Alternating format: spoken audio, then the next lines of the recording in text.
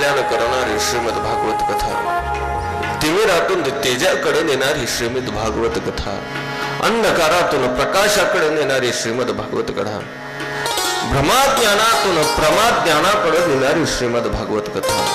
या कथेमध्ये गेल्या 2 दिवसापासून आपण सर्वजण श्रवण नावाची भक्ती करत आहोत, श्रवण नावाची सेवा करत आहोत. या सेवेमध्ये गेल्या 2 दिवसापासून आपण प्रामुख्यानं महत्वाची हजेरी लावत आहोत. ही कथा श्रवण करत असताना 2 दिवसापासून आपण ज्या एकचित्तानं, एकाग्र मनानं, उत्कंठेनं या कथेचा लाभ घेत आहात, त्या कथेमध्ये आता तुम्हाला आम्हाला सर्वांना प्रवेश करायचा आहे. त्या कथेमध्ये प्रत्येकाला प्रवास करायचा आहे. उर्वरित कथाभाग आपल्याला बघायचा आहे. तत्पूर्वी सांप्रदायिक नियमाप्रमाणे वाणीला आणि मनाला पवित्र करण्याकरता त्या भगवान परमात्म्याचं आपण 2 मिनिटं चिंतन करूया. राधे गोविंद गोविंद राधे राधे गोविंद गोविंद राधे राधे राधे गोविंद गोविंद राधे गोविंद राधे गोपाल राधे गोविंद राधे गोपाल राधे गोविंद राधे गोपाल राधे गोविंद राधे गोपाल राधे राधे राधे गोविंद राधे राधे राधे गोविंद राधे राधे गोविंद गोविंद राधे राधे राधे गोविंद गोविंद राधे गोविंद राधे गोपाल राधे गोविंद राधे गोपाल राधे गोविंद राधे गोपाल राधे गोविंद राधे गोपाल राधे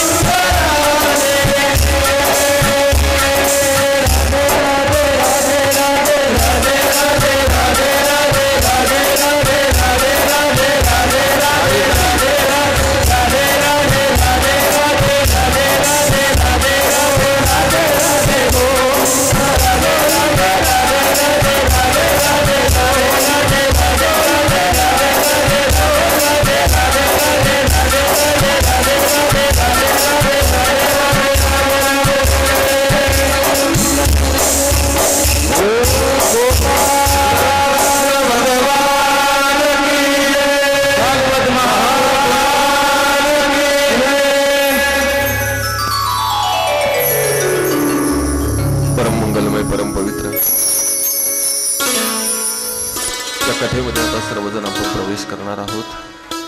मागच्या सत्राचा आढावा घेता आपण कथा महात्म्यापर्यंत येऊन पोहोचलेलो आहे. नियोजित दृष्टीने आपण अवतार कार्याला सुरुवात करायला हवी होती, परंतु वेळेच्या नियोजनानुसार, वेळेच्या अभावानुसार आजही आपल्याला उशीर झालेलाच आहे. आपली नियोजित वेळेपेक्षा 1 तास कथा पुढे जाते. आनंद आहे, तुम्ही तेवढा 1 तास वेळात वेळ काढून या ठिकाणी बसता. घाबरू नका, मी जास्त काही आजही वेळ घेणार नाही. आपण महात्म्य बघितलं. आता आपल्याला पुढे या ग्रंथाची रचना कशी झाली, का झाली, कशा करताना झाली, याचा काही पूर्व इतिहास सांगितला गेलाय. त्या इतिहासाच्या दृष्टीने आपल्याला थोडासा प्रवास करायचा आहे.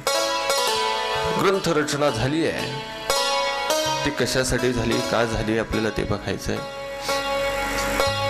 त्या दृष्टीने आपण थोडासा प्रवास करू. एकदा घडलं असं, थोडा आवाज दे, थोडा नॉर्मल इको दे. श्रीहरी बस. एकदा घडलं असं, नारद महर्षी भ्रमण करत करत करत करत व्यासांकडे गेले. व्यासांची भेट घेतली. व्यासानं पाहिलं त्यावेळेस त्यांच्या असं लक्षात आलं की व्यास महर्षी काहीतरी नाराज दिसताय. त्यांच्या मनामध्ये कसली तरी नाराजगी आहे. नाराजगी असल्याचं कारण विचारलं. नारदानं व्यास महर्षी नाराज असल्याचं कारण विचारलं. काय झालंय नेमकं, कोणत्या कारणानं तुम्ही इतके दुःखी आहात, कोणत्या कारणानं तुम्ही या सगळ्या इतकं सगळं लिखाण केलं, इतकं सगळं ज्ञान तुमच्याकडं आहे, इतकी सगळी माहिती तुमच्याकडं आहे, मग एवढं सगळं असूनही तुम्ही दुःखी का. तर त्यावेळेस व्यास महर्षी सांगताय की मी अनेक ग्रंथ लिहिले, अनेक रचना केल्या, पण मला पाहिजे अशी शांती मिळाली नाही. पाहिजे अशी शांती मिळाली नाही म्हणजे समाधान लाभलं नाही. रचना भरपूर केल्या, परंतु जी मनाला आंतरिक शांती पाहिजे ना, ती शांती मला लाभली नाही. का लाभली नसावी. त्यावेळेस नारदजींनी आपला पूर्वजन्म सांगितला. बरं, व्यासांना आपल्या पूर्वजन्माची कथा सांगितली की पूर्वजन्मामध्ये माझ्याही जन्मामध्ये माझ्याकडे शांती नव्हती, परंतु भगवत चिंतनाचा परिणाम घडला आणि त्या चिंतनाच्या बळावरती माझ्या जीवनाला नवीन नव चैतन्य प्राप्त झालं, नवीन सुख प्राप्त झालं, नवे नवे तर माझ्या जीवनाला एक वेगळी दिशा मिळाली. त्यांनी सांगण्यासाठी सुरुवात केली. नारद महर्षी म्हणताय माझ्या पूर्वजन्माचा विचार केला. तुम्ही एक दासीपुत्र होतो. माझं नाव रामदास असं होतं. मी पूर्वजन्मामध्ये कोण होतो? दासीपुत्र होतो. एका दासीचा मुलगा होतो. माझं नाव रामदास. घडलं असं की आम्ही ज्या गावात राहत होतो त्या गावामध्ये प्रबंधी करत एक साधू एक दिवस आला. योगायोगानं चातुर्मासाचा काळ चालू झाला आणि त्या साधूने ठरवलं की आपण या गावामध्ये वास्तव्य करावं. चातुर्मासाचा कालावधी आपण या गावामध्ये काढावा. त्या दृष्टीने त्या गावामध्ये ते साधू महात्मे थांबताय. थांबल्यानंतर गावाने त्या गोष्टीची दखल घेतली. यांच्या सेवेमध्ये आपल्याला काहीतरी पुण्यफल प्राप्त झालं पाहिजे, यांच्या सेवेसाठी आपल्याला कोणीतरी नेमलं गेलं पाहिजे, यांच्या सेवेसाठी आपल्याला काहीतरी केलं गेलं पाहिजे. या दृष्टीनं विचार केला. आणि योगायोगानं गावकऱ्यांनी त्यांच्या सेवेची जबाबदारी नारदावर सोपवली, म्हणजे त्या रामदासावरती. बरं, आता तशी त्यांना आवडही होती, भगवत भक्तीची आवड आहे. आणि मुळात ह्या आवड पाहिजे, आवड लागते. कोणत्याही गोष्टीचा विचार करताना, कोणत्याही गोष्टीमध्ये प्रवास करत असताना आपल्याला कथा ऐकण्यासाठी जायचंय, दुसरा घेऊन जातो म्हणून नाही, तर त्याची आपल्याला आवड पाहिजे. नाहीतर मग इथं शिवटेकडीला कथा चालू आहे आणि चला येऊ 2 दिवस करका मारत, अशातला काही भाग आहे का? तशी आवड पाहिजे, उत्कंठ पाहिजे, तशा ऐकण्याची स्थिती तयार झाली पाहिजे. 10:30 वाजले तरी घड्याळात लक्ष जायला नको, अशी स्थिती तयार व्हावी लागते. त्यावेळेस म्हणायचं आपण त्या अवस्थेत आहे. भजन चालू झालं, टाळी वाजवा सांगण्याची गरज न पडता ती अवस्था, ती स्थिती तयार व्हायला पाहिजे. तशी आवड, इच्छा असली तर त्या गोष्टीच्या दृष्टीने माणूस प्रवास करतो. आणि तो प्रवास एकदा केला की त्या प्रवासाच्या दृष्टीनं माणसाला सगळं काही सुफळ होत असतं. त्यांच्यावरती ती जबाबदारी दिली गेल्यानंतर त्यांनी यथासांगपणे ती जबाबदारी ते पार पडत आहे. त्या साधू महात्म्याला कोणतंच काम करू देत नाही. मुळात जर पाहिलं तर एखाद्यावरती जबाबदारी दिल्यानंतर तो ते काम आपलं म्हणून करतो की काम म्हणून करतो, याच्यातही फरक आहे. माझ्यावरती आदरणीय पूज्य बाबाजींनी कथा करण्याची जबाबदारी दिली, तर या जबाबदारीच्या दृष्टीने मी कथा म्हणून कथा करतो की फक्त कथाच करतो, यात फरक आहे. या दृष्टीने जर विचार केला तर आपापली पद्धती प्रत्येकाची वेगवेगळी. मग त्या दृष्टीने सेवा करत असताना त्यामध्ये ती आवड पाहिजे. ती आवड असतानाही ती त्या दृष्टीने आपला प्रवास पाहिजे. यथासांगपणे त्यांनी ती सेवा योग्य पद्धतीने केली, योग्य पद्धतीने त्या दृष्टीने प्रवास चालू राहिला.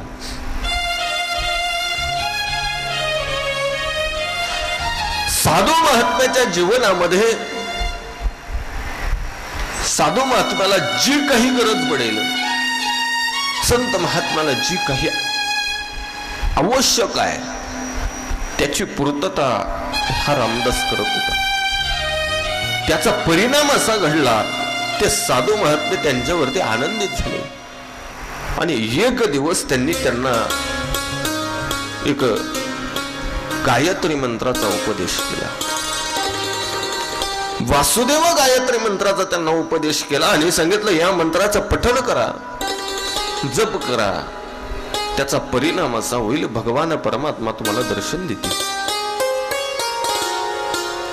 नारदानंही ते मनावं घेतलं, जप अनुष्ठान वगैरे चालू ठेवला, परंतु सवडीनुसार. बरं, आवड होती पण सवडीनुसार, कारण त्यांचं चित्त जे होतं ना ते सेवेत रमलं होतं.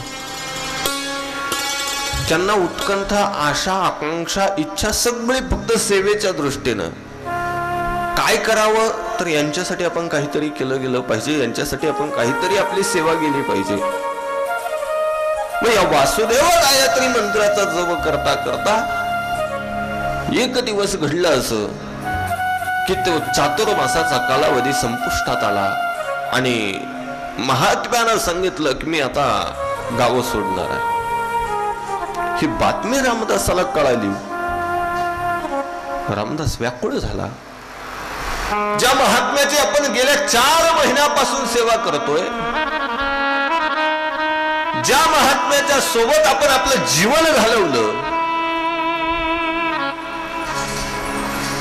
ज्या महात्म्याच्या बरोबरीनं आपण 4 महिने राहिलो, ज्या महात्म्याच्या कृपेनं आपल्या जीवनात परिवर्तन झालं, ज्या महात्म्याच्या कृपेनं आपण सगळं काही सुखकर समजू लागलो, चांगलं काय वाईट काय, त्या भगवान परमात्म्याच्या दृष्टीनं तो भगवान परमात्मा सत्य कसा आहे हे सगळं ज्या महात्म्याच्या सानिध्यात राहून समजतंय ना, ज्या महात्म्याच्या सानिध्यात राहून हे सगळं कळायला लागलं तो महात्मा आता आपल्याला सोडून जाणार आहे. एखादा बाप ज्या वेळेस एखाद्या मुलाचं पालन पोषण संगोपन करतो आणि एखादा काळ असा येतो की तो बाप त्याला सोडून निघून जातो ना, त्यावेळेस त्याची जी उणीव आहे, गरज आहे, ती त्यावेळेस कळत असते. माणूस गेल्यानंतर त्याची उणीव आपल्याला भासते. आपलं जवळचं कोणी गेलं ना, गावाला जाऊ द्या गावाला, तरी आपल्याला एक 4-8-10 दिवसानंतर त्या माणसाची अपेक्षा, त्याची खंत वाटू लागते की हा माणूस आपल्याला सोडून जायला नको होतो. एखादा जिवलग मित्र असू द्या, काहीतरी कारणास्तव आपल्या जवळून तो दूर होऊ द्या, एक काही कालावधीनंतर आपल्याला आपल्या लक्षात असं येतं की आपण काहीतरी चूक केली. तेवढ्या क्षणापुरता आपण जरी माफी मागितली असती, जरी चूक त्याची होती, पण आपण जर माफी मागितली असती तर काहीतरी समझोता होऊन तो आमच्या बरोबर राहिला असता. या पद्धतीने एखादा माणूस सोडून जाणार आहे आणि चांगली व्यक्ती आपल्याला सोडून जात असली की दुःख जास्त होतं. चांगली व्यक्ती ज्या वेळेस आपल्याला सोडून जाते ना, त्यावेळेस दुःख जास्त होतं.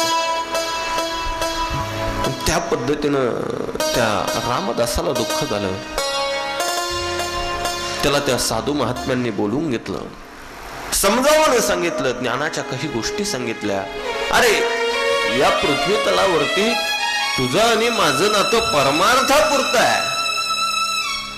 या जगतामध्ये कुणाचंही नातं असू द्या, आईचं असू द्या, वडिलांचं असू द्या, भावाचं असू द्या, बहिणीचं असू द्या, नातं परमार्थातलं असतं तर ते योग्य आहे. नातं पारमार्थिक असलं तरी योग्य आहे, त्या भगवान परमात्म्याच्या दृष्टीने असलं तरी योग्य आहे. अन्यथा त्या नात्याला कोणतीच किंमत नाही. तर काही ठिकाणी गीत आलंय बघा की या सर्व जगतामध्ये आपलं कोणीच नाही. आपण काय तिकडे स्पर्श करत नाही, मी फक्त त्या गोष्टीला स्पर्श करतो, कोणीच नाही आपलं. त्या पद्धतीने विचार केला, ज्ञानाच्या गोष्टी त्याला सांगितल्या आणि सांगितलं मी जरी जात असलो तर वासुदेव गायत्री मंत्र तुला दिलाय, त्याचं तू पठन कर. पूज्य महात्माने गाव सोडलं. त्या दृष्टीनं आसक्ती लागली गेली. आता जीवनामध्ये एकच कार्य उरलंय, ते म्हणजे भगवान परमात्म्याचं चिंतन आणि आपल्या गुरुजींनी दिलेला मंत्र. त्याच दृष्टीने प्रवास, दुसरं काही कामच उरलं नाही ना. ज्या महात्म्याची गेल्या 4 महिन्यापासून आपण सेवा करत होतो, त्या महात्म्याने आपल्याला सांगितलं की तू याच जागेवरती राहा आणि वासुदेव गायत्री मंत्राचा जप कर, भगवान परमात्मा तुला भेट देतील. त्या अर्थी आपण त्यांची आज्ञा मोडणं हे काही योग्य नाही. त्यांच्या आज्ञेप्रमाणे आपण केलं पाहिजे. त्यांची आज्ञा मानली, वासुदेव गायत्री मंत्राचा जप चालू ठेवला. काही काळ निघून गेला. काही काळानंतर जी आई होती ती आई एका सर्पदंशानं गेली. आता आई गेली, माणसानं दुःखी होऊन तिच्या वियोगात रडण्यापेक्षा आपल्या गुरूंनी सांगितलेला मंत्र जपणं हे कधी योग्य. कारण त्याचा फायदा दोन्हींना होत असतो. गेलेल्या माणसालाही फायदा आहे, त्याच्या निमित्तानं आपल्या चिंतनात दृढता निर्माण होते. आई गेल्यानंतर जी आसक्ती, इच्छा, आकांक्षा, उपेक्षा शिल्लक होती ती आता राहिली नाही. जीवनात कोणतीच इच्छा शिल्लक राहिली नाही. जिच्यासाठी जीवन जगायचं होतं ती शिल्लक राहिली नाही.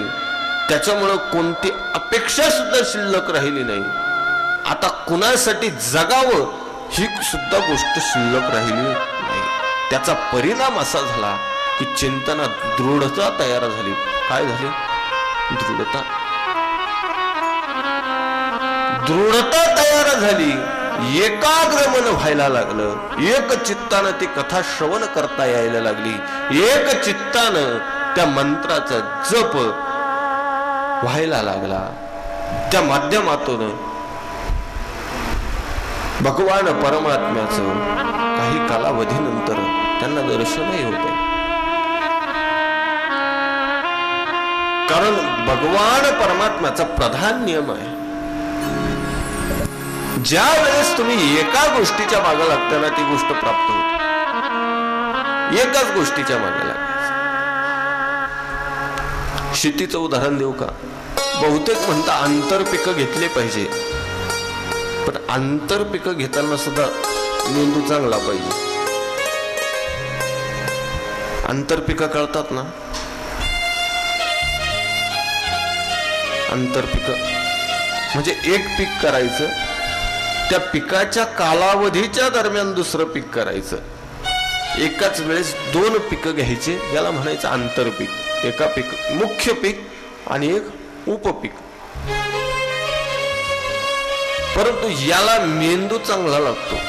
थोडक्यात त्याची बुद्धी चांगली पाहिजे. कोणत्या पिकाबरोबर कोणतं पीक चालेल. काही विरोधी असतात, विरोधी. याचं औषध त्याला चालत नाही, त्याचं औषध याला चालत नाही. दोघं शेजारी असले तर दोन्ही वाढत नाही, दोघं शेजारी असले तर दोघांनाही फळ येत नाही. असे बहुतेक पिक आहे. मी सांगत बसत नाही, कारण मी काय कृषी खात्यातला तज्ञ नाही. फक्त मी सांगतोय तुम्हाला. आणि एक पीक करा, कशाचं टेन्शन राहतं. एक पीक केलं शेतीमध्ये, फक्त मक्का टाकले, टेन्शन राहतं. पण मक्केमध्ये जर तुम्ही खाली जर कोथिंबीर लावण्याचा विचार केला तर काय तयार होईल बरं? कोथिंबीर येईल महाराज. कोथिंबीर जर आधी उगवली तर मक्काच वरती येणार नाही, आणि जर मक्का आधी उगवली तर कोथिंबीर वरती येणार नाही. आणि आपल्याला जर वरती यायचं असेल तर काहीतरी एकच करावं लागेल. पारमार्थिक अवस्थेत जर आपल्याला वरती उंचीवरती यायचं असेल ना तर आपल्याला काहीतरी एकच करावं लागेल. पण आपला असे महाराज आपण कधीच एक गोष्ट करत नाही. आपला तो एक देव करणी घ्यावा, आपला तो एक देव करणी घ्यावा, आपला तो एक देव करणी घ्यावा, आपला तो एक देव करणी घ्यावा, आपला तो एक देव करणी घ्यावा, आपला तो एक देव करणी घ्यावा, आपला तो एक देव करणी घ्यावा, आपला तो देव करणी घ्यावा. तिने वीणा दिवा सुंदर हे, तिने वीणा दिवा सुंदर हे, आपला तो एक देव करणी घ्यावा, आपला तो एक देव करणी घ्यावा, आपला तो एक देव करणी घ्यावा. आपला तो एक देव करून घ्यावा, तेने विना जीवा सुख नोहे. एक जर केला नाही एक तरच आपल्या जीवनात सुख आहे. आपण अनेकांच्या मागे पळतो ना महाराज. सोमवार आले की सगळे सोमेश्वराच्या मंदिरात, मंगळवारी अनादि निर्गुण प्रगटली भवानी, बुधवार गुरुवार आला का दत्ता दिगंबराया हो, शुक्रवार आईचा जोगवा, शनिवार आला का शरण शरण हनुमंता, रविवार आला की अहम वाघ्या सोहम वाघ्या, प्रेम नगरावारी. काय नाही लेट कळाल असं काहींच असतं महाराज. त्याच्याकरता एक पाहिजे. एक असलं ना तर दुसऱ्यांना सांगण्याचीच गरज पडत नाही. माणसाच्या जीवनामध्ये मित्र खूप असतात, पण एक कसा पाहिजे ना त्याला सगळं माहिती पाहिजे. जे आपल्याला माहिती नाही ते सुद्धा त्याला माहिती पाहिजे. दुःख अडवायला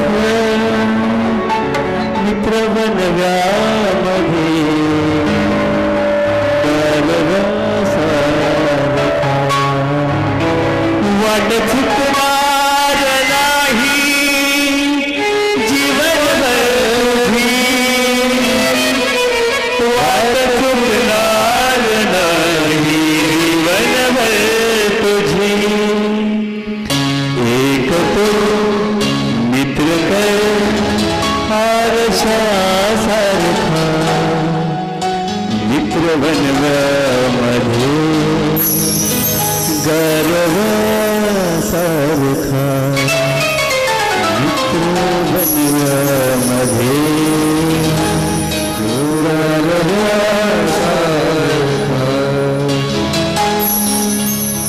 आई गेली चिंतनात दृढता आली. परिणाम असा घडला की भगवान परमात्म्याचा साक्षात्कार झाला. आता इथे एक शंका आहे. नारद महर्षी आधी चिंतन करत होते की नाही? आधी चिंतन करत होते. आपल्यासारखं होतं की त्यांना ज्या मंत्राचं उपदेशन केलं होतं तो एकच मंत्र होता की नाही? एकच होता ना. ते एकच मंत्राचं चिंतन आई जाण्याच्या आधी करत होते. आई गेल्यानंतरही त्याच मंत्राचं चिंतन करत होते.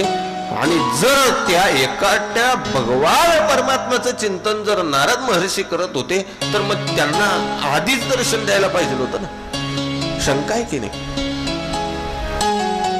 जर उपदेशन करताना एकच गोष्ट आहे, भगवान परमात्मा एकच आहे आणि त्याच्याच दृष्टीने चिंतन चाललेलं आहे, मग आधीच भगवान परमात्म्यांना दर्शन द्यायला पाहिजे होतं.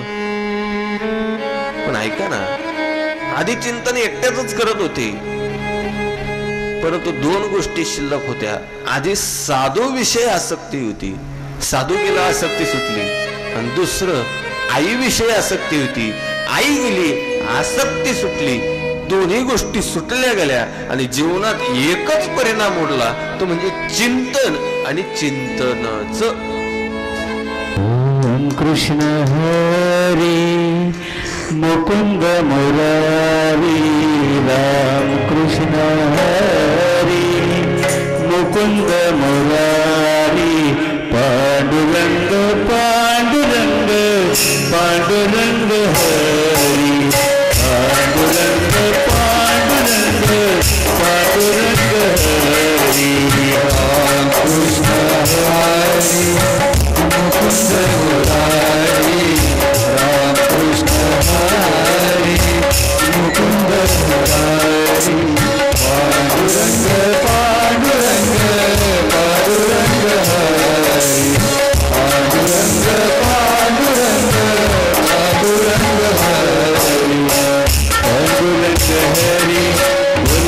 पांडुरंग हरी पांडुरंग हरी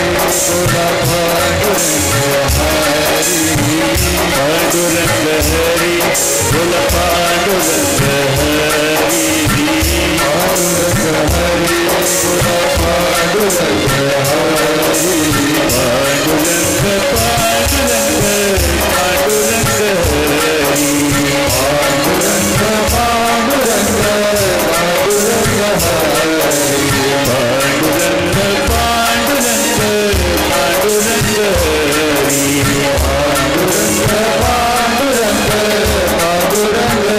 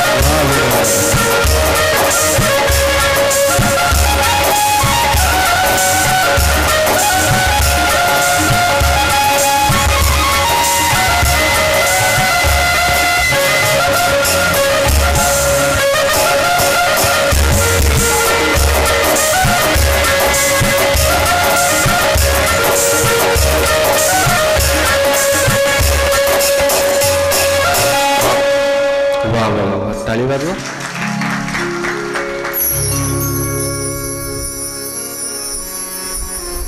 काय विषय चालू होता आपला? बोला बोला.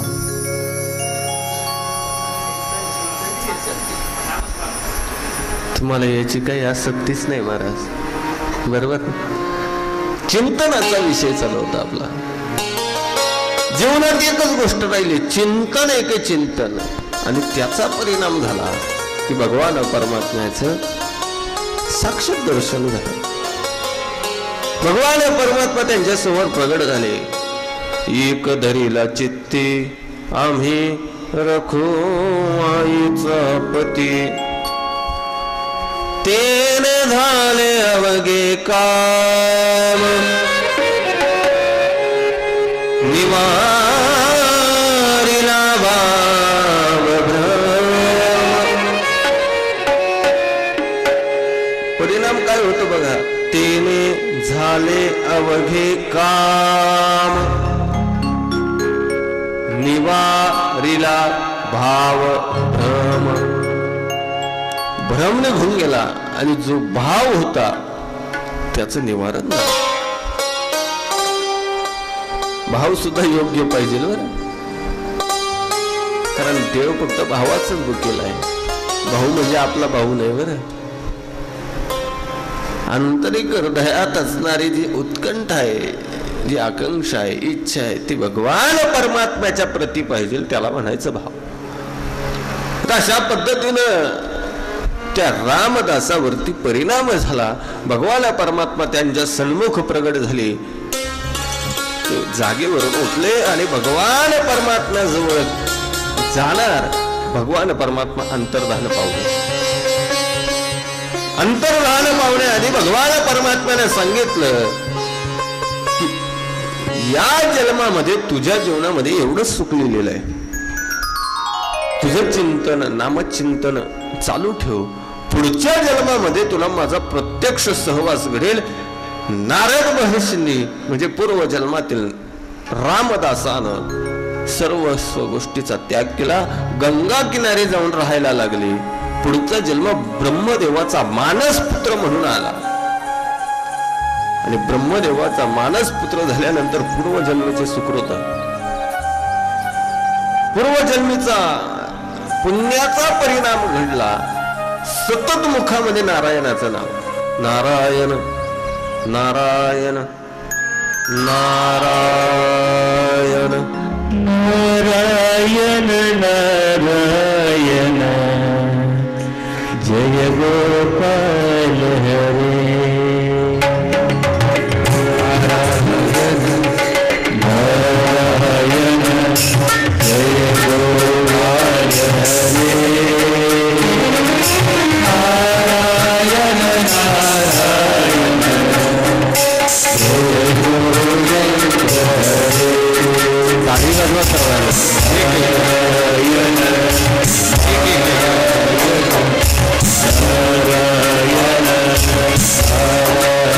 बसलेले म्हणा. नारायण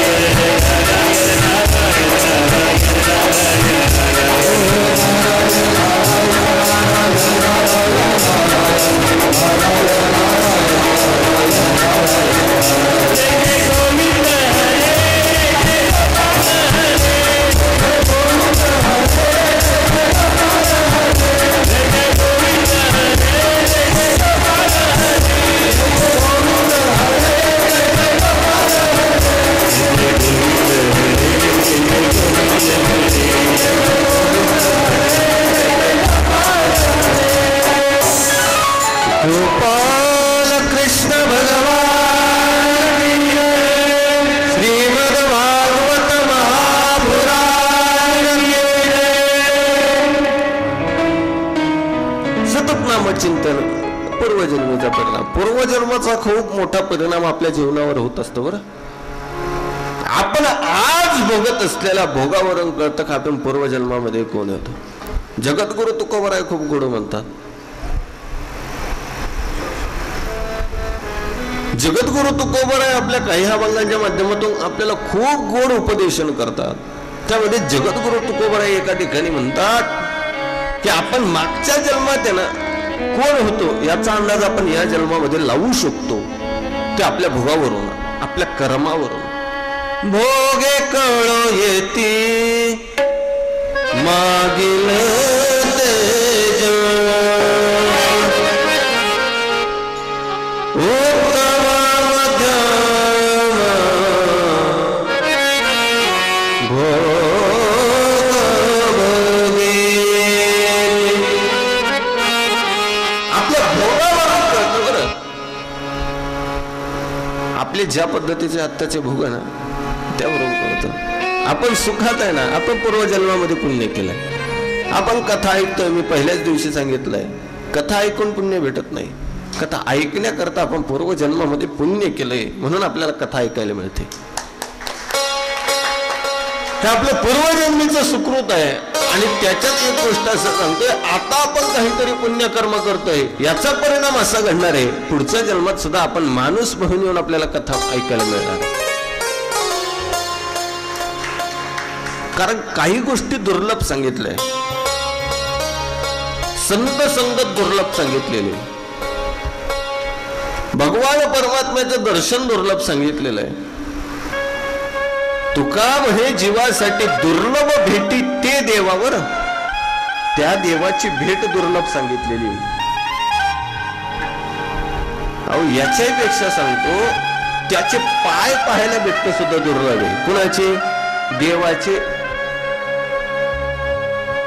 आता प्रमाण मला आठवत नाही, पण पाय पाहायला भेटणं सुद्धा दुर्लभ आहे.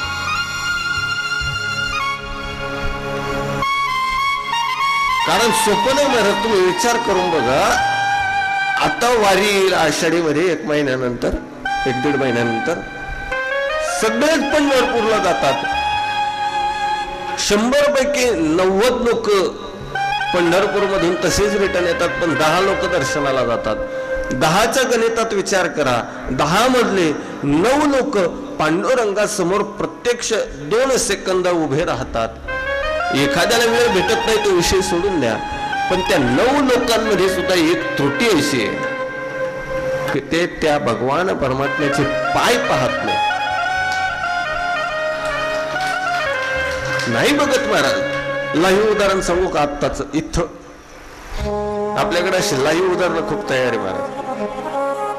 तुम्ही आम्ही सगळेजण कुणीच प्रत्यक्षात देव पाहिलेला नाही. आम्ही तर खूप बोलतो पण आम्ही काही पाहिलेला नाही असं तुम्ही समजायचं. परंतु देव कसा असेल ना याचा अंदाज आपण आचरणावरून आणि विचारावरून लावू शकतो. ते म्हणजे बाबाजींचे.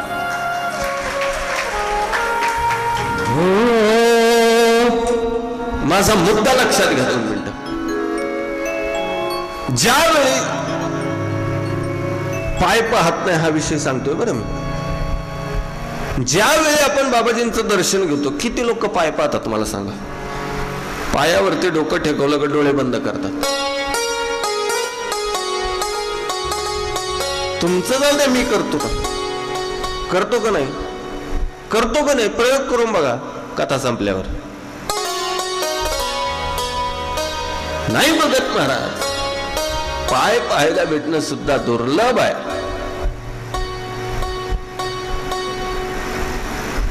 तुका म्हणे दुर्लभ विठोबाचे पाय, प्रमाण आठवलं. त्याचे पाय पाहायला भेटणं सुद्धा दुर्लभ आहे. म्हणजे अशा काही गोष्टी दुर्लभ सांगितलेल्या आहेत. आणि ज्या दृष्टीने आपण विचार करतो आपल्या मागच्या कर्मावरून आपल्याला पुढं आपण आता जे जगतोय ना आपल्या मागच्या काहीतरी चांगल्या कर्माचं फळ आहे, त्याच्यावरून भोग कळत असतो. त्या दृष्टीने जर विचार केला, मागच्या जन्माचे संस्कार आणि त्याचा परिणाम नारदाचं मन काही संसारात रमलं नाही. परिणाम असा घडला की सतत नारायणाचा जप, सतत त्या भगवान परमात्म्याचं चिंतन. एक दिवस नारद महर्षी गोलोक धामामध्ये गेले, राधा राणीचं दर्शन घेतलं, प्रभू श्रीकृष्णाचं दर्शन घेतलं. राधा राणी सरकारनं सांगितलं की तुमचं इतकं जवळचा भक्त याला काहीतरी प्रसाद द्या. त्यावेळी भगवान परमात्म्यानं वीणा नावाचा प्रसाद नारदाला दिला आणि तोच पुढे नामदेवरायाकडे आला आणि त्याच्याच बळावरती आम्ही सगळेजण इथं पांढरी शुभ्र वस्त्र घालून बसतो. हा त्याचा परिणाम आहे.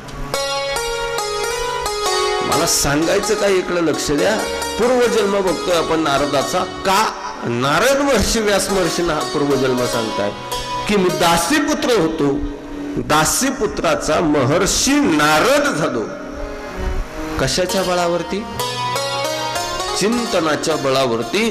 तुम्ही आतापर्यंत 17 पुराण लिहिले, तुम्हाला शांती लाभली नाही. तुम्ही एकाही पुराणामध्ये त्या भगवान परमात्म्याचं सगुण चरित्राचं वर्णन केलेलं नाही. 17 पुराणे लिहिली पण एकाही चरित्रामध्ये, एकाही पुराणामध्ये तुम्ही भगवान परमात्म्याच्या सगुण लीलांचं वर्णन केलं नाही. निर्गुण निराकाराचं वर्णन सगळं केलं पण सगुण स्वरूपाचं वर्णन केलं नाही.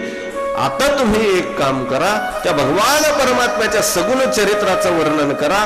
त्याचा परिणाम असा होईल की तुम्हाला शांती लाभेल. घडलं असं की नारदानं चतुश्लोकी भागवताचं उपदेशन व्यासांना केलं आणि व्यासांनी त्याचं विस्तारण चरित्र माध्यमातून ह्या भागवत नावाच्या ग्रंथात केलं. हा 4 श्लोकाचा विस्तार आहे बरं सगळा. भागवताचे 2 खंड आहे. गीताप्रतचे बघा, एक ग्रंथ एवढा आहे. वाचायचा ठरला ना तरी साधारणतः चांगल्या कुशाग्र बुद्धिवान माणसाला सुद्धा 3-4 महिने ते वाचण्यासाठी जाईल. मी सांगितलं एखादा शब्द राहून गेला तर अर्थ कळत नाही. कुशाग्र बुद्धिवाला सांगतोय बरं, फक्त वाचणारा सांगत नाही, पारायणावाला सांगत नाही. पारायणावाला महिन्यात 2 काढी, त्याच्यातला विषय नाही. कुशाग्र बुद्धिमत्ता ज्याची, तो वाक्याचा अर्थ लागल्याशिवाय पुढे जात नाही, त्याला मागची गोष्ट समजल्याशिवाय तो पुढे जात नाही. असा कुशाग्र बुद्धिमत्ता असणारा त्याला सुद्धा 3-3, 4-4 महिने तर एक ग्रंथ वाचायला जाईल. फक्त वाचायला, त्याचा अर्थ लावणं वेगळं आणि त्याचं विश्लेषण, विचार विनिमय करणं वेगळं. म्हणजे याचा परिणाम आता यांनी महर्षी व्यासांनी त्या ग्रंथाची रचना केली. परंतु आता रचना केल्यानंतर त्याचा प्रचार प्रसार कोण करणार, शंका उपस्थित झाली. मग पुढे भगवान परमात्म्याच्याच कृपेनं त्यांच्याच पोटी शुकाचार्यांचा अवतार झाला, म्हणजे शुकमुनींचा अवतार झाला.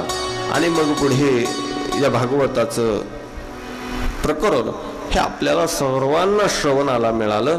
2 मिनिटात आपण भजन घेऊ, त्या भजनाचा सर्वजण आनंद घेऊ आणि त्याच्यानंतर मी शुकाचार्यांची कथा सांगतो.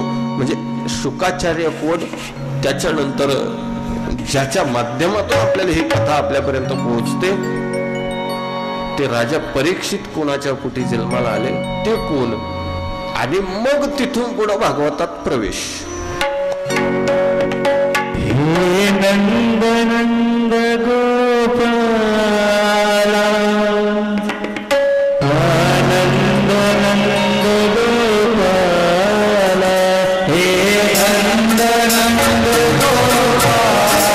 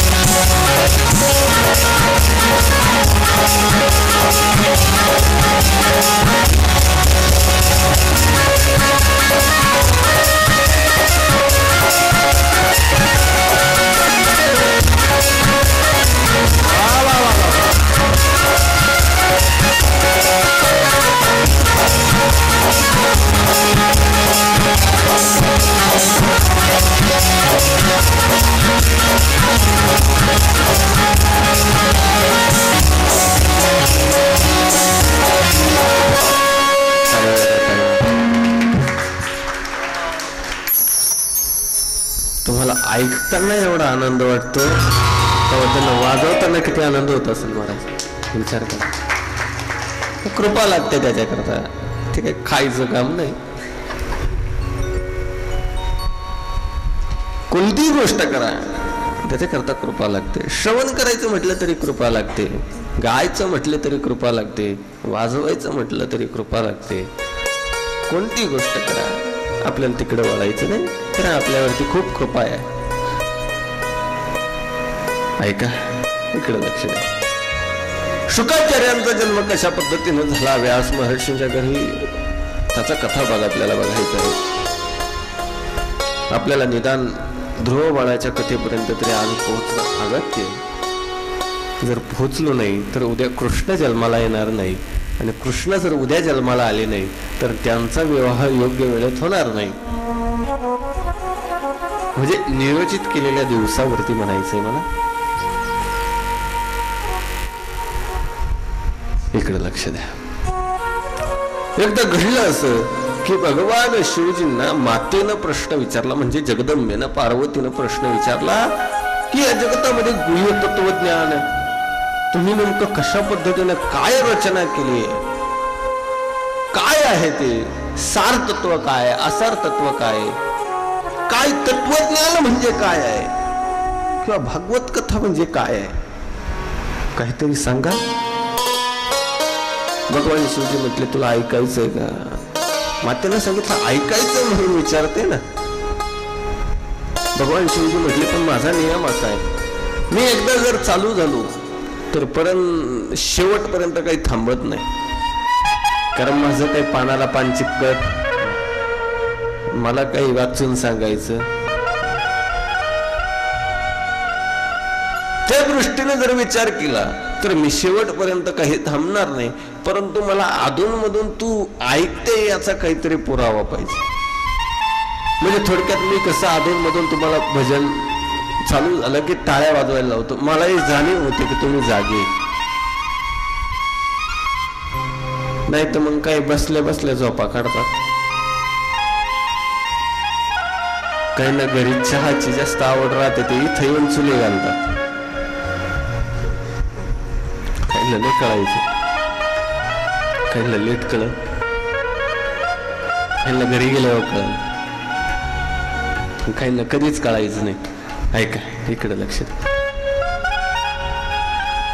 मी तुला तत्वज्ञान सांगतो पण तुला मला काहीतरी तू ऐकते याचा पुरावा म्हणून काहीतरी खून करावी लागेल काहीतरी बोलावं लागेल मग तू हुंकार अधून मधून देत जा दोघांचं ठरलं भगवान शिवजींनी डोळे मिटले आणि तत्वज्ञान सांगण्यासाठी सुरुवात केली तत्वज्ञान सांगत असताना माता आता हुंकार देते पण काही कालावधी झाला आणि तत्वज्ञानाच्या त्या प्रबळ शक्तीनं मातेला झोप लागली इथेही तत्वज्ञानाच्या शक्तीनं काहींना झोपा लागतात म्हणून अधूनमधून भजन घ्यावं लागतं मातेला झोप लागली देवांना चिंता पडली हे तत्वज्ञान जर हुंकार पोचला नाही तर बाहेर येणार नाही आणि बाहेर जर आलं नाही तर हे सगळं गुह्य राहील गुप्त राहील ही एक गुरु एक शिष्य परंपरा आहे ही फोडायची कधी म्हणून लीलासू नावाचा एक दास आहे देवांना चिंता वाटत होती म्हणून त्याला पोपटाच्या रूपामध्ये त्या ठिकाणी पाठवलं त्यानं हुंकार दिला कथा पूर्ण झाली तत्वज्ञान सांगून पूर्ण झालं भगवान शिवजींनी डोळे उघडले आणि माता पार्वतीला विचारलं जगदंबे सांगितलेलं तत्वज्ञान ऐकलं ना माता पार्वती आपल्या मस्त झोपेमध्ये भगवान शिवजींनी विचार केला अरे ही तर झोपलेली आहे मग हुंकार कोण देत होत म्हणून इकडे तिकडे बघितलं तर ते जे पोपटाचं पिल्लू होतं ना म्हणजे तो लीलासू नावाचा तो दास आहे तो पोपटाच्या रूपातला तो तिथून उडाला भगवान शिवजी क्रोधित झाले त्या पोपटाच्या मागे लागले आता इथे एक शंका आहे जर भगवान शिवजी त्या मातेला ते तत्वज्ञान सांगत होते ते दुसरं कुणी ऐकलं तर त्यावर एवढं क्रोधित व्हायचं काय काम आहे मी आता इथं कथा करतो कोणासाठी? तुमच्यासाठी करतोय ना, बरोबर आहे की नाही? पण आता इथं लाईव्ह चालू आहे, ते घरी बसून ऐकताय, मग त्यांच्यावर क्रोधित व्हायचं माझं काही काम आहे का? काही काम आहे का मला सांग? काहीच नाही ना, काहीच नाही ना. मान्य आहे तुम्हाला? मान्य आहे? बरं जाऊ द्या, इथल्यासाठी कथा चालू आहे ना. मी सांगितलं लाईव्ह उदाहरणे माझे चांगले तयार आहे. इथल्यासाठी कथा चालू आहे ना. म्हणजे घरी झोपलेले त्यांना ऐकायला जातं, त्यांच्यावरती नाराज व्हायचं काही काम आहे का माझं? मान्य आहे तुम्हाला? खरं आहे ना? तुम्ही खरं बोलता, याच्यातच मला समाधान आहे. मला मग भगवान शिवजींना त्यांना ऐकलं त्याच्यावर नाराज व्हायचं काही काम आहे का? त्याच्या मागे जायचं काही काम आहे का? नाही ना. पण ऐका ना, एक गोष्ट अशी आहे, आज्ञा नसताना ऐकलं, दुसरं अधिकार नसताना ऐकलं, तिसरं इच्छा नसताना ऐकलं. या कारणामुळे शिवजी क्रोधित झाले. बरं, मी घरी झोपल्यावरती क्रोधित होत नाही. घरी झोपल्यावरती लाईव्ह चालू असल्याने ते ऐकणाऱ्यावरती अजिबात क्रोधित होत नाही महाराज. पण जर झालो तर काय होईल माहिती का? म्हणजे इथं आलेली येडे आहे का? कळतंय का मला काय सांगायचं? मला सांगायचं काय कळतंय ना तुम्हाला? एक तर एक ते अधिकारी नाही. मी सांगितलं अधिकार कोणाचा आहे? जो मंडपात बसलेला आहे त्याचा अधिकार आहे. मी लग्नाचं उदाहरण दिलं होतं बघ, लग्नाचंच दिलं होतं. दुसरं कोणतं दिलं होतं? लग्नाचंच दिलं होतं ना. त्या उदाहरणानुसार जर विचार केला तर अधिकार कोणाचा आहे? इथं बसलेला. तशी आज्ञा कोणाची आहे? बाबाजींची. की तुम्ही कथा ऐका, श्रवण करा, काहीतरी परिणाम जीवनात घडेल. आणि तिसरं, घरी झोपलेल्यांची इच्छा नाही ऐकावी तर बरंच ऐकायला येतंय. ते तुमच्या लक्षात येत आहे मला काय म्हणायचं? आपण जे वरती कर्ण लावलेत ना म्हणजे भोंगे, ते बळच ऐकायला येते. धडी तर बंद करायला यायला दूर यावं लागतं.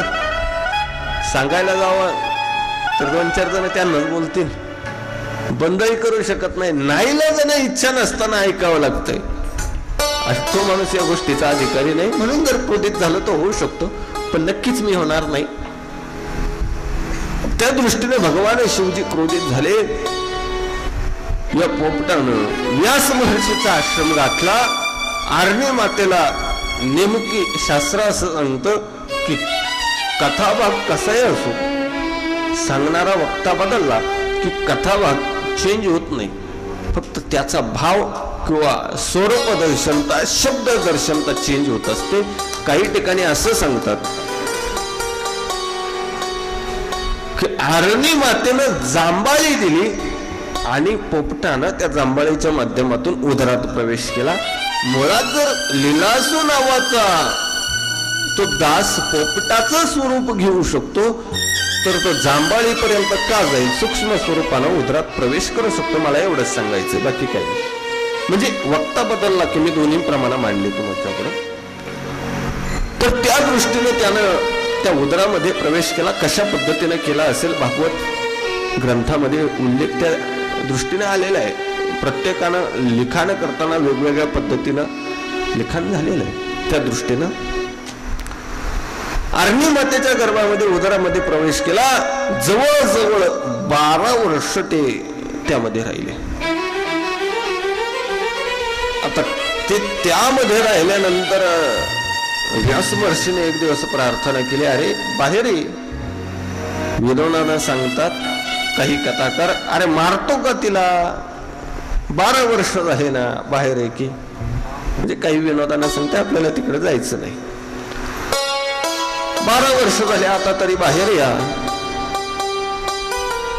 शुकाचार्यानं म्हणजे त्या पोपटाच्या रूपातल्या लीलासू नावाच्या दासांना सांगितलं जमणार नाही. देवता म्हटले, अहो तुम्हाला त्याच्याकरता आम्ही पाठवलं होतं, ते लोकांपर्यंत पोहोचलं पाहिजे, त्याच्याकरता पाठवलंय ना, मग तुम्ही बाहेर या ना. त्यांनी सांगितलं मी बाहेर येतो, पण माझी एक अट आहे. अट अशी आहे की मी बाहेर आल्यानंतर मला मायेचा स्पर्श होता कामा नये. अट मान्य झाली. मान्य झाल्यानंतर योग्य वेळी अरणी मातेच्या माध्यमातून श्री शुकमुनी बाहेर येत आहे. आल्यानंतर व्यास महर्षीने त्यांना काही गोष्टी प्राप्त व्हाव्या, आपला गर्व जावा, काम जावा, क्रोध जावा, याकरता जनकाकडं पाठवलं. राजा जनकाला गुरुदक्षिणा म्हणून अहंकार नावाची गोष्ट प्रदान केली. म्हणजे अहंकार गुरुदक्षिणा म्हणून त्यांच्या चरणावरती ठेवला. आता शुकमुनींकडे कोणतीच गोष्ट शिल्लक नाही. भागवताच्या प्रचार प्रसाराच्या दृष्टीने ते आले. आल्यानंतर व्यासांनी त्यांना सर्व काही भागवताचं सार दिलं आणि सार दिल्यानंतर त्यांच्या माध्यमातून हे सर्वत्र प्रचारित प्रसारित झालं. ते कशा पद्धतीनं तर राजा परीक्षिती त्याच्या माध्यमातून आपल्याला कथा ऐकायला मिळते. इतरत्र कोणाच्या माध्यमातून मिळते का? नाही ना. शुकाचार्यानं ती कथा राजा परीक्षितीला सांगितली आणि ती कथा आपल्यापर्यंतची शिवजींच्या माध्यमातून जी कथा आली ना, ती कथा आपल्यापर्यंत येऊन पोहोचते. आता हे राजा परीक्षिती कोणतेही कथा बघा, आपण थोडक्यात बघू. द्रोणाचार्य कौरव आणि पांडवांचे गुरु, ज्यांनी सगळ्यांना धनुर्विद्या शिकवली ते द्रोणाचार्य. बरं, सगळ्यांना धनुर्विद्या त्यांनी शिकवली, परंतु महाभारताच्या वेळेस कौरवांच्या बाजूने ते लढले. त्यांचा मुलगा अश्वत्थामा. आता घडलं असं की अश्वत्थामा मेला म्हणून सर्वत्र बातमी पोहोचली. अश्वत्थामा नावाचा हत्ती मेला. त्यानं विचारलं धर्माला का माझा मुलगा मेला का, अश्वत्थामा मेला का? नरोवा कुंजरोवा उत्तर मिळालं. होकारार्थी नकारार्थी उत्तर, दोन्ही पद्धतीने ते उत्तर मिळालं.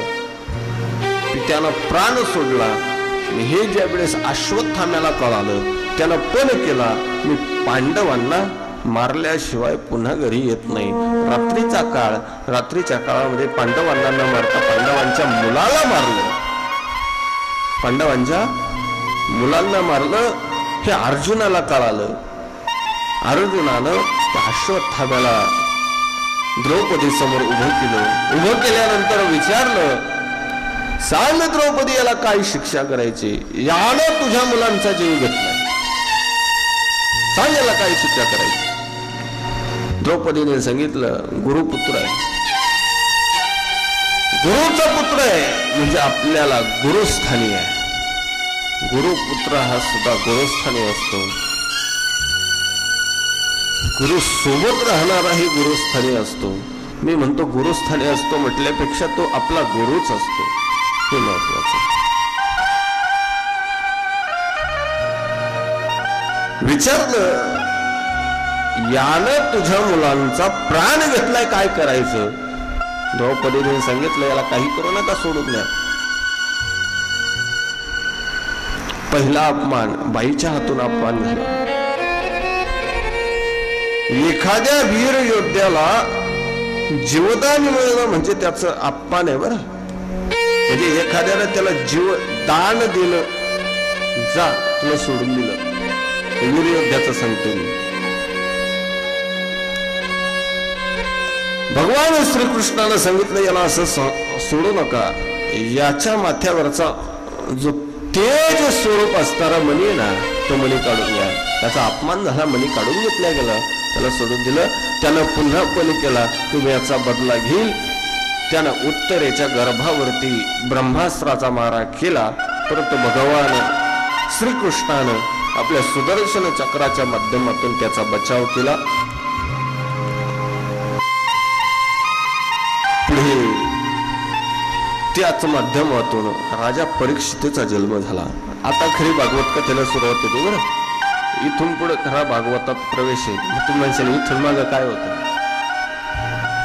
इथून मागं प्रस्तावना चालली होती. आता इथून पुढे खरं चालू होईल की मग परीक्षित राजाचे प्रश्न, मग तिथून पुढे विवेचन. आधी सांगितलं ते भागवताचा पूर्व भाग, आता हा भागवताचा मध्य भाग आणि शेवट होईल तो भागवताचा उत्तर भाग असा आहे. परीक्षितीचा जन्म झाला, वेळ अभावी परीक्षित मोठे झाले. राजगादी होती महाराज, राजगादी त्यांना प्राप्त झाली. पांडव तीर्थयात्रेसाठी निघून गेले. एक दिवस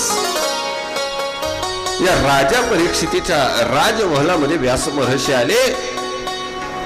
व्यास महर्षीने जास्त वेळ न दवडता सांगितलं की आपण सावधानता बाळगणं कधीही चांगलं. सावध जर राहिले तर आपल्या जीवनाचं कल्याण आहे, अन्यथा काहीतरी अनर्थ आपल्या जीवनामध्ये घडू शकतो.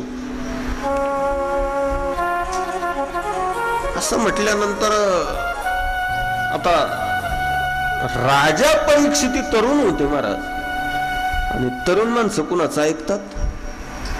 रक्त सळसळणारं रक्त. एक दिवस घडलं असं की राजा परीक्षितीला वाटलं की आपण शिकारीला जावं. त्या महलामध्ये एक जुना मुकुट ठेवलेला होता. मुकुट म्हणजे सोन्याचाच.